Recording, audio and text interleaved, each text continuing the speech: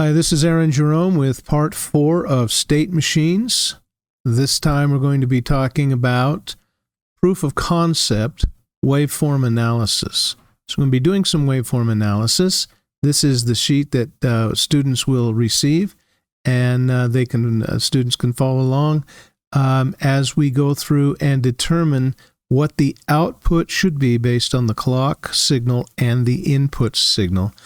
We're going to develop the output signal based on the state transition diagram. So we're going to need a copy of that as well. And then we're going to determine what state and also the output. So starting that here. So just restating, another useful state machine design tool is the time graph. And we do that to document that the circuit that we built works, and we can demonstrate that on paper. So we can plot the waveforms, and we're going to start with the clock signal, which you already have on your worksheet. That is a rhythmic clock signal. It is a clock signal because it does not go below 0 volts, and it goes up to 5 volts, and it's very consistent. In this case, you can't see it very well, but on those little tiny flip-flops and the ones we used, we had that little triangle on the clock input, meaning that we're going to be using the rising edge of the clock signal to indicate when stuff happens. So just making dashed lines there, that's again already on your worksheet, just explaining why. Now we're going to add the input signal, including a sequence that we're looking for, the sequence 0, 1, 0. And the rest of it we'll just leave high. It doesn't matter really what the other sequences are. And we'll just leave it high, but there is a 1 or a 0, 1. So the 0 is at the second rising edge, then the 1 at the third rising edge, and the 0 again at the fourth rising edge of the clock signal, to make sure that the pattern, the sequence is there so that we can get a result of 1 for Z. Okay. So starting at the beginning of the time graph, after reset, what should the current state be? Okay, so it helps to have the state diagram. After all, it exists to help us keep track of things as we build the state machine. We're going to use it again here to check out the waveforms and see if they match what they're supposed to. After the reset, which is what we use to move the attention of the computer into this subroutine, we are going to be in state 0. And the input at state 0, if you look on the waveform analysis, the input happens to be a high, which is a 1. And at this state, so that's a 1 there. And since input is a 1, we can look on the state diagram, the state transition diagram, being in state 0 and receive a 1. That shows that we loop back to state 0 again. So that means the next state is going to be state 0. Okay, so what's the output at this state? Well, because we received a 1 as an input, the output is always after the /, and so the output here, according to our design, is 0. So we're going to use that. It's started out as low and continues until the next dashed line where something else may happen. The output is 0 because the sequence 0, 1, 0 has not yet been detected. That's really what we're saying here. Okay, so at the next rising edge of the clock, the state is still 0, and this time the input is 0, and so we go up to our state diagram. And okay, we're in state 0 again, but this time we received a 0, so that's the first number. That means the transition is the transition to the right. So the next state will be state 1. And then what is the output at this time? Well, on the other side of the / is the 0, meaning we haven't yet found the full sequence, and so still 0. The 0, 1, 0 sequence has not yet been detected.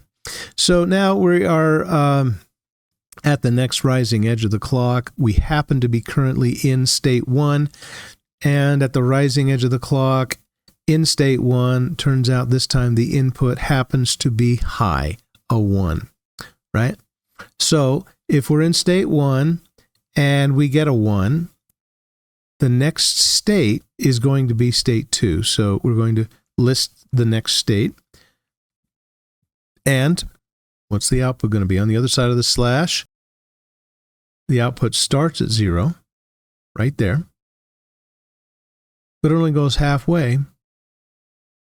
The reason it goes halfway we'll explain in just a minute, but then we go to state 2, and we realize that the signal was a 1, or no, the output was a 1 at that point. And so some students get confused about what just happened here. We expected that output to rise at the edge of the clock signal, where we kind of thought it was supposed to.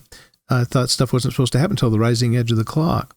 So we need to take another look under the hood of the Mealy machine. The Mealy machine, the output decoder gets a direct input. I'm going to follow that, the direct input from, so the output decoder gets direct input from input. And notice that that input, that direct connection to input into the output decoder, is not affected by the clock in any way. The only things that are affected by the clock are inside the CSR, and that I for input from the input stream has nothing to do with the clock. It gets its input directly from the source. So the clock has no control over the input of I into the output decoder. The only requirement is that the output decoder is that CS1 must be a 1. Because of the multiplier on the inside, the AND gate on the inside, to get a 1 on the output, both the CS1 and the I must be a 1. 1 times 1 is 1, and that gives us a 1. But it happens immediately. So here's the 0 and the 1, and the second that the 0 happens again, that's when the output rises. And that's why we rose in the middle, because there is no clock control over the input number stream that is fed into the output decoder. And at the next rising edge of the clock, if the current state is a 2, and if the input is equal to 0, which it is, then the next state is going to be a 1. And so we're saying if we're in state 2 and we get a input of 0, then the next state's going to be state 1, and the output is also going to be a 1 still at this point. Why is the output still 1 here? And so I'm going to go through that in a little more detail.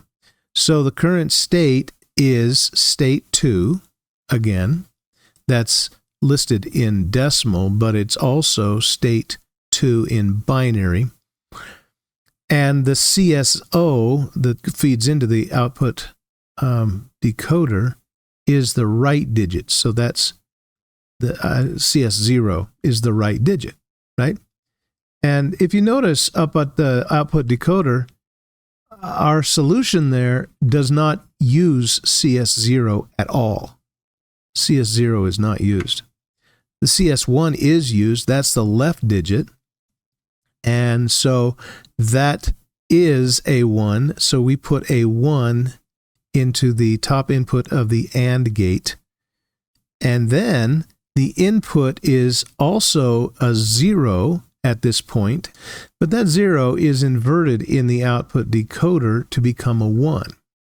That means it's also another 1 going into the AND gate, and 1 times 1, that's a 1. So that means that at this point, the signal for the output is still high, and at the next rising edge of the clock, which is there, and the current state equals 1, and the input equals 1, and so coming up to the state transition graph, we're in state 1, and the data stream gives us a 1, and that means that our next state is going to be state 2. So we can list that. And then the output is going to be 0 because that's what's on the other side of the slash at that point.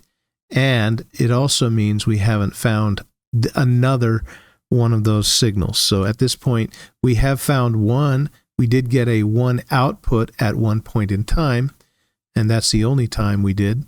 What about the next state? At the next rising edge of the clock, which is there, the current state equals 2.